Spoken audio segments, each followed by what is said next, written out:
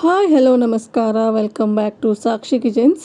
ನಾನು ಇವತ್ತು ಸಖತ್ ಟೇಸ್ಟಿಯಾಗಿ ನಾಗರ ಪಂಚಮಿ ವಿಶೇಷವಾಗಿರುವಂತಹ ತಿಂಡಿಗಳನ್ನ ತೋರಿಸ್ತಾ ಇದ್ದೀನಿ. ಅದರಲ್ಲಿ ಇವತ್ತು ಮೊದಲಿಗೆ ಎಳ್ಳನ್ನ ತೋರಿಸ್ತಾ ಇದ್ದೀನಿ. ಮುಖ್ಯವಾಗಿರುವಂತಹ ಈ ಎಳ್ಳು ನಾಗಪ್ಪನಿಗೆ ತುಂಬಾ ಇಷ್ಟ ಆಗಿರುತ್ತೆ. ಆ ರೆಸಿಪಿನ ತೋರಿಸ್ತಾ ಇದ್ದೀನಿ. ಮೊದಲಿಗೆ ಇವಾಗ ಸ್ಟವ್ ಆನ್ ಮಾಡಿ ಇಲ್ಲಿ ನಾನು ಒಂದು ದಪ್ಪ ತಳ ಇರುವಂತಹ ಬಾಣಲಿನ ಇಟ್ಕೊಂಡಿದ್ದೀನಿ. ಬಾಣಲಿಗೆ ಈ ಜೋಳನ ಹಾಕ್ಕೊಂಡು ಹುರ್ಕೋಬೇಕಾಗತ್ತೆ. ಒಂದು 5 ನಿಮಿಷ ಹಾಗೆ ಹುರ್ಕೊಳ್ಳಿ. ಅದಾದ ನಂತರ ಈ ಥರ ಕಾಟನ್ ಬಟ್ಟೆ ಹಾಕ್ಕೊಂಡು ಅದರ ಮೇಲೆ ಪೂರ್ತಿಯಾಗಿ ಹೊಚ್ಚಿಬಿಟ್ಟು ಹುರಿಬೇಕಾಗುತ್ತೆ. ಏನಕ್ಕಂದರೆ ಈ ಪಾಪ್ಕಾರ್ನ್ ಸಿಡಿಯುತ್ತಲ್ಲ, ಅದಕ್ಕೋಸ್ಕರ ಇದನ್ನು ನೀಟಾಗಿ ಹುರ್ಕೋಬೇಕಾಗತ್ತೆ. ಅದಾದ ನಂತರ ನೋಡಿ, ನಾನು ಇಲ್ಲಿ ತೋರಿಸ್ತಾ ಇದ್ದೀನಲ್ಲ, ಈ ಥರ ಆಗುತ್ತೆ. ಮತ್ತು ನಾವು ಕಾಟನ್ ಬಟ್ಟೆನ ಅದ್ರ ಮೇಲೆ ಹಾಕಿಬಿಟ್ಟು ಹುರಿದ್ರೆ ಪೂರ್ತಿಯಾಗಿ ಅದು ಎಳ್ಳು ಪಾಪ್ಕಾರ್ನ್ ಥರ ಆಗಿ ಟ್ರಾನ್ಸ್ಫರ್ ಆಗಿರುತ್ತೆ. ನೋಡಿ, ಇಷ್ಟ ಆದರೆ ಎಳ್ಳು ರೆಡಿ ಆಯಿತು. ಇದು ಮಾತ್ರ ಬೇಕೇ ಬೇಕು. ನಾಗಪ್ಪನಿಗೆ ಹಾಲು ಹಾಕೋಕ್ಕೆ ಹೋದಾಗ ಇದನ್ನು ತೊಗೊಂಡು ಹೋಗ್ತಾರೆ. ಆ ಕಾರಣಕ್ಕೆ ನಾನು ಇವತ್ತು ಇದನ್ನು ರೆಡಿ ಮಾಡಿದ್ದೀನಿ. ನೋಡಿ, ಇಷ್ಟ ಆದರೆ ಸಖತ್ ಟೇಸ್ಟಿಯಾಗಿರುವಂತಹ ಎಳ್ಳು ರೆಡಿ ಆಯಿತು. ಇದನ್ನು ಇದೇ ಥರನೇ ತಿನ್ಬೋದು. ಎಲ್ಲ ನಾಗಪ್ಪಗೆಲ್ಲ ಹಾಲು ಹಾಕಿ ಬಂದಮೇಲೆ ಇದಕ್ಕೆ ಒಗ್ಗರಣೆ ಹಾಕ್ಕೊಂಡು ಸಹ ತಿನ್ಬೋದು. ತುಂಬಾ ಚೆನ್ನಾಗಿರುತ್ತೆ. ನಮ್ಮ ಮನೇಲಿ ಇದಿಷ್ಟೇ ಉಳಿದಿರೋದು ಇವಾಗ. ಅದಾದ ನಂತರ ಇಲ್ಲಿ ರವೆ ಉಂಡೆ ಮಾಡೋದನ್ನ ತೋರಿಸ್ತಾ ಇದ್ದೀನಿ. ಸೂಪರ್ ಟೇಸ್ಟಿಯಾಗಿತ್ತು ಈ ರವೆ ಉಂಡೆ ಮಾತ್ರ. ಪಾಕ ಇಲ್ಲದೇ ಈ ರವೆ ಉಂಡೆನ ಮಾಡ್ಕೋಬಹುದು. ಹಾಗಿದ್ರೆ ಬನ್ನಿ, ತಡ ಮಾಡ್ದೇ ಅದನ್ನು ಸಹ ನೋಡ್ಕೊಂಬಿಡೋಣ.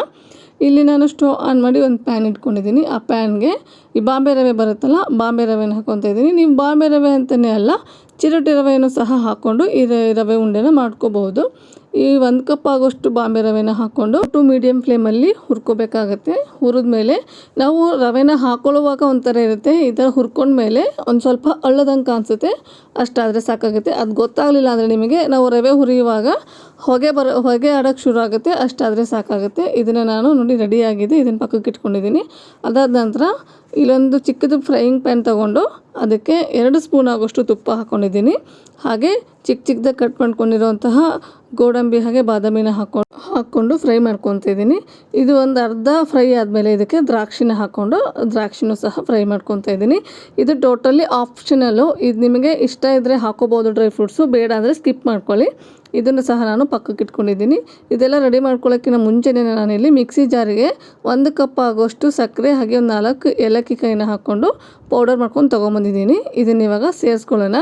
ಈ ರವೆ ಸ್ವಲ್ಪ ಉಗುರು ಬೆಚ್ಚಗಿರಬೇಕು. ಆ ಟೈಮಲ್ಲಿ ಈ ಪುಡಿನ ನಾವು ಸೇರಿಸ್ಕೋಬೇಕಾಗುತ್ತೆ. ಸಕ್ಕರೆ ಪುಡಿ ಪೂರ್ತಿಯಾಗಿ ಬಿಸಿ ಇರೋ ಟೈಮಲ್ಲಿ ನಾವು ಸಕ್ಕರೆ ಪುಡಿನ ಸೇರಿಸ್ಕೊಂಡ್ಬಿಟ್ರೆ ನಮಗೆ ಉಂಡೆ ಕಟ್ಟೋದಕ್ಕೆ ಚೆನ್ನಾಗಿ ಬರೋದಿಲ್ಲ. ಅದಕ್ಕೋಸ್ಕರ ಒಂದು ಸ್ವಲ್ಪ ಉಗುರು ಬೆಚ್ಚಗಿರೋ ಟೈಮಲ್ಲಿ ಸೇರಿಸ್ಕೊಂಡ್ರೆ ಸಾಕಾಗುತ್ತೆ. ಅದಾದ ನಂತರ ನಾನಿಲ್ಲಿ ನಾವೇನು ಡ್ರೈ ಫ್ರೂಟ್ಸ್ನ ಕರೆದಿಟ್ಕೊಂಡಿದ್ವಲ್ಲ ತುಪ್ಪದಲ್ಲಿ, ಅದನ್ನು ಪೂರ್ತಿಯಾಗಿ ಹಾಕ್ಕೊತಾ ಇದ್ದೀನಿ. ತುಪ್ಪದ ಸಮೇತನೇ ಅದನ್ನು ಸಹ ನೀಟಾಗಿ ಮಿಕ್ಸ್ ಮಾಡಿಕೊಂಡು ಇದಕ್ಕೆ ಇವಾಗ ಒಂದು ಅರ್ಧ ಗ್ಲಾಸ್ ಆಗೋಷ್ಟು ಕಾಯಿಸಿ ಆರಿಸಿರೋಂತಹ ಹಾಲನ್ನ ಸೇರಿಸ್ಕೊತಾ ಇದ್ದೀನಿ. ಸ್ವಲ್ಪನೇ ಹಾಕ್ಕೊಳ್ಳಿ. ಮೊದಲಿಗೆ ಎಲ್ಲ ಹಾಲನ್ನು ಹಾಕ್ಕೊಂಡ್ಬಿಟ್ರೆ ನಾವು ಮಾಡ್ಕೊತಾರಂತಹ ಉಂಡೆ ಬ್ಯಾಟರ್ ಏನಿದೆಯಲ್ಲ, ಅದು ನೀರಾಗಿಬಿಟ್ರೆ ಉಂಡೆ ಅಷ್ಟೊಂದು ಚೆನ್ನಾಗಿ ಬರೋಲ್ಲ ಅನ್ನೋ ಕಾರಣಕ್ಕೆ ನಾನಿಲ್ಲಿ ಒಂದು ಸ್ವಲ್ಪನೇ ಹಾಕ್ಕೊಂಡಿದ್ದೀನಿ. ನೋಡಿ, ಈ ಥರ ಆಗಿದೆ. ಹಾಲೆಲ್ಲ ಸೇರಿಸಿದ್ಮೇಲೆ ಇದು ಪರ್ಫೆಕ್ಟ್ ಆಗಿದೆ. ಇವಾಗ ಉಂಡೆ ಕಟ್ಕೊಳ್ಳೋದಕ್ಕೆ ನಾನಿಲ್ಲಿ ತೋರಿಸ್ತಾ ಇದ್ದೀನಿ. ನೋಡಿ, ಪೂರ್ತಿಯಾಗಿ ನಿಮಗೆ ಯಾವ ಸೈಜಲ್ಲಿ ಬೇಕೋ ಆ ಸೈಜಲ್ಲಿ ಈ ರವೆ ಹಿಟ್ಟನ್ನು ತಗೊಂಡು ಉಂಡೆ ಸ್ವಲ್ಪ ಕೈಯಿಂದ ಪ್ರೆಸ್ ಮಾಡ್ತಾ ಉಂಡೆ ಕಟ್ಟಿದರೆ ರವೆ ಉಂಡೆ ಪರ್ಫೆಕ್ಟಾಗಿ ರೆಡಿಯಾಗಿರುತ್ತೆ. ನೋಡಿ, ತೋರಿಸ್ತಿದ್ದೀನಿ. ಸೂಪರ್ ಟೇಸ್ಟಿಯಾಗಿತ್ತು. ಅದರಲ್ಲೂ ಈ ಥರ ಡ್ರೈ ಫ್ರೂಟ್ಸ್ ಎಲ್ಲ ಹಾಕಿ ಮಾಡಿದರೆ ಇನ್ನೂ ಚೆನ್ನಾಗಿರುತ್ತೆ. ನಾನಿಲ್ಲಿ ಒಣ ಕೊಬ್ಬರಿ ತುರಿನ ಸೇರಿಸಿಲ್ಲ. ನಿಮಗೆ ಇಷ್ಟ ಇದ್ದರೆ ಒಣ ಕೊಬ್ಬರಿ ತುರಿನೂ ಸಹ ಸೇರಿಸ್ಕೊಂಡು ಮಾಡಿ, ತುಂಬಾ ಚೆನ್ನಾಗಿರುತ್ತೆ. ನೋಡಿ, ರೆಡಿ ಆಯಿತು ಸಖತ್ ಟೇಸ್ಟಿಯಾಗಿರುವಂತಹ ರವೆ ಉಂಡೆ. ಇದನ್ನು ಒಂದು ಸರಿನಾದರೂ ನೀವು ಮನೇಲಿ ಮಾಡಿಬಿಟ್ಟು ಟೇಸ್ಟ್ ನೋಡಿ. ಹಾಗೆ ಇವಾಗ ಶೇಂಗಾ ಉಂಡೆ ಮಾಡೋದಕ್ಕೆ ನಾನಿಲ್ಲಿ ಮತ್ತೆ ಒಂದು ಫ್ರೈಯಿಂಗ್ ಪ್ಯಾನ್ ತೊಗೊಂಡಿದ್ದೀನಿ. ಸ್ಟವ್ ಆನ್ ಮಾಡಿ ಫ್ರೈಯಿಂಗ್ ಪ್ಯಾನ್ ಇಟ್ಕೊಂಡಿದ್ದೀನಿ.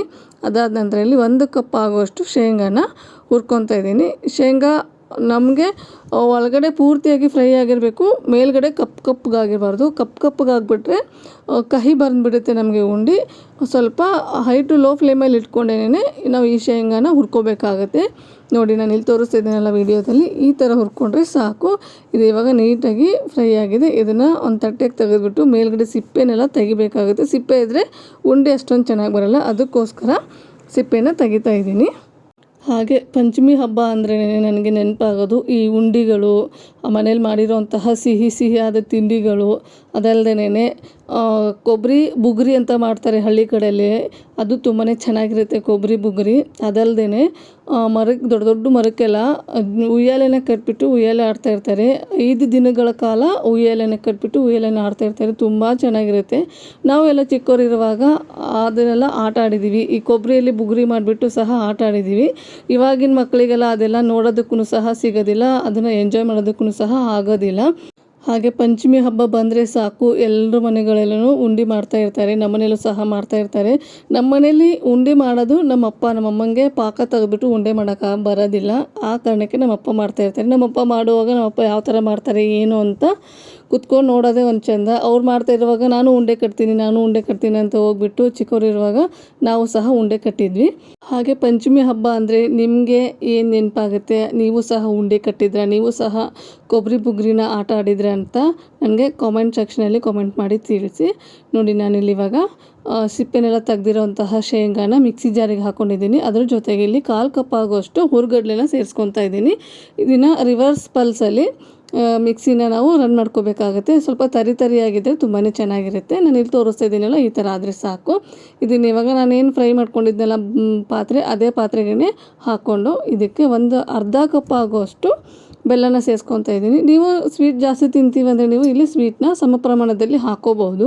ನಮ್ಮನೇಲಿ ನಾವು ಸ್ವೀಟ್ ಕಡಿಮೆ ತಿನ್ನೋ ಕಾರಣಕ್ಕೆ ನಾನಿಲ್ಲಿ ಒಂದು 1/2 ಕಪ್ ಆಗುವಷ್ಟು ಬೆಲ್ಲನ ಸೇರಿಸ್ಕೊಂಡು ಇದನ್ನು ಮತ್ತೆ ಮಿಕ್ಸಿ ಜಾರಿಗೆ ಹಾಕ್ಕೊಂಡು ರಿವರ್ಸ್ ಪಲ್ಸಲ್ಲಿ ಒಂದು ಸರಿ ರನ್ ಮಾಡ್ಕೋಬೇಕಾಗತ್ತೆ ಮಿಕ್ಸಿನ. ಈ ಬೆಲ್ಲ ಹಾಕಿರೋ ಕಾರಣಕ್ಕೆ ಮಿಕ್ಸಿ ಒಂದು ಸ್ವಲ್ಪ ಹೀಟಾಗಿರುತ್ತಲ್ವ, ಆವಾಗ ಸ್ವಲ್ಪ ಪೂರ್ತಿಯಾಗಿ ಕರಗುತ್ತೆ. ನಮಗೆ ಉಂಡೆ ಕಟ್ಟೋದಕ್ಕೆ ತುಂಬಾ ಚೆನ್ನಾಗಿ ರೆಡಿಯಾಗಿರುತ್ತೆ. ನೋಡಿ, ಇಲ್ಲಿ ನಾನು ತೋರಿಸ್ತಾ ಇದ್ದೀನಲ್ಲ, ಈ ಥರ ಆದರೆ ಪರ್ಫೆಕ್ಟಾಗಿರೋಂತಹ ಶೇಂಗಾ ಉಂಡೆನ ಪಾಕ ಇಲ್ಲದೆ ಇರೋ ಥರ ನಾವು ಮನೆಯಲ್ಲೇ ಮಾಡ್ಕೋಬಹುದು. ನೋಡಿ, ಈ ಥರ ಒಂದು ಸ್ವಲ್ಪ ಕೈಯಿಂದನೇ ಮಿಕ್ಸ್ ಮಾಡಿಕೊಂಡ್ರೆ ಕರೆಕ್ಟಾಗಿರೋಂಥ ಹದ ಸಿಗುತ್ತೆ. ಆವಾಗ ನಾವು ನಿಮಗೆ ಉಂಡೆ ಎಷ್ಟು ಬೇಕೋ ಅಷ್ಟನ್ನು ಹಿಟ್ಟು ತೊಗೊಂಡು ನೀಟಾಗಿ ಕೈಯಿಂದ ಪ್ರೆಸ್ ಮಾಡಿ ಉಂಡೆ ಕಟ್ಟಿದರೆ ಶೇಂಗಾ ಉಂಡೆನೂ ಸಹ ರೆಡಿ ಆಯಿತು. ನೋಡಿ, ಶೇಂಗಾ ಉಂಡೆ ಹಾಗೆ ರವೆ ಉಂಡೆ, ಎಳ್ಳು ಯಾವ ಥರ ಮಾಡೋದು ಅಂತ ತೋರಿಸ್ಕೊಟ್ಟಿದ್ದೀನಿ. ಸೂಪರ್ ಟೇಸ್ಟಿಯಾಗಿರೋಂತಹ 3 ಪದಾರ್ಥಗಳು ನಿಮಗೆ ಏನಾದರೂ ಇಷ್ಟ ಆದರೆ ಪ್ಲೀಸ್ ಲೈಕ್ ಮಾಡಿ, ಶೇರ್ ಮಾಡಿ, ಕಾಮೆಂಟ್ ಮಾಡಿ. ಹಾಗೆ ನನ್ನ ಚಾನಲ್ನ ಇನ್ನೂ ಯಾರು ಸಬ್ಸ್ಕ್ರೈಬ್ ಮಾಡೋದಿಲ್ಲ ಪ್ಲೀಸ್ ಸಬ್ಸ್ಕ್ರೈಬ್ ಮಾಡ್ಕೊಂಡು ನೋಡಿ. Thank you.